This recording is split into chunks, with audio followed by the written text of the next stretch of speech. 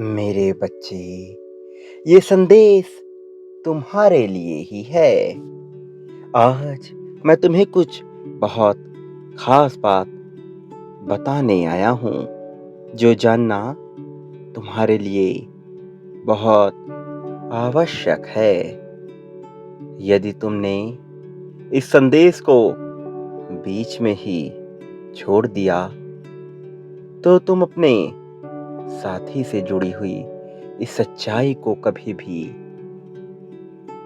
नहीं जान पाओगे, जो आज मैं तुम्हें बताने वाला हूँ कि क्यों तुम्हें उसमें बदलाव दिखाई दे रहा है, क्यों वह तुम्हारी छोटी-छोटी बातों पर भी तुमसे नाराज हो जाया करता है। मैं जानता हूँ कि तुम अपने साथी से बिछड़कर अत्यंत दुख का अनुभव करते हो। तुमको उसकी कमी खलती है, उसके कमी का एहसास तुम्हें बहुत ज़्यादा महसूस होने लगता है। तुम उसके याद में इतना व्याकुल हो जाते हो कि तुम्हें स्वयं का भी ख्याल नहीं होता है। तुम उसके ख्यालों में इस प्रकार से गुम रहते हो कि तुम स्वयं की प्रगति का विचार भी भूल जाते हो।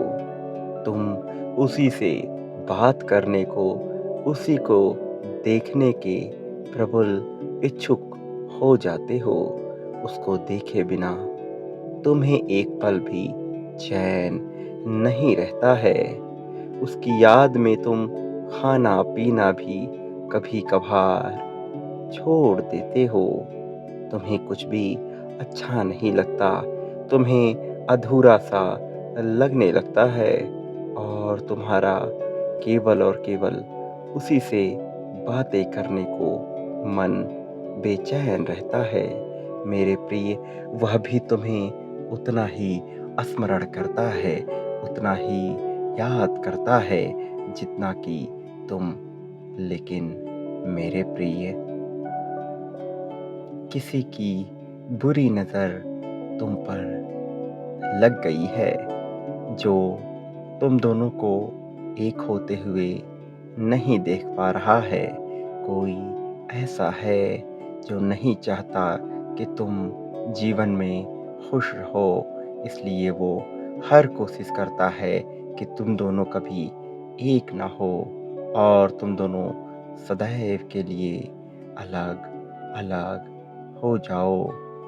मेरे प्रिय, वो इंसान तुम्हारे अपने में से ही कोई है, कोई ऐसा जिसे तुम बहुत बेहतर तरीके से जानते हो। लेकिन एक बात ना तुम जानते हो, ना वो इंसान, कि तुम्हारे जीवन में तुमने जो भी प्रार्थनाएँ की हैं, उन प्रार्थनाओं का फल मिलने का तुम्हें समय आ गया है।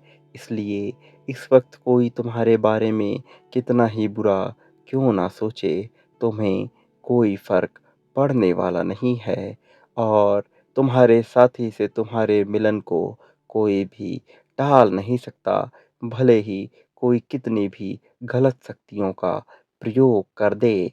क्योंकि इस समय मैं तुम्हारे जीवन में कुछ अदृश्य शक्तियों को भेज रहा हूँ। ये तुम्हारे प्रेम के नए चरण की शुरुआत के कारण हो रहा है। एक नया आयाम खुलने वाला है। ये आयाम तुम्हारे लिए प्रेम का आयाम होगा, मेरे प्रिय।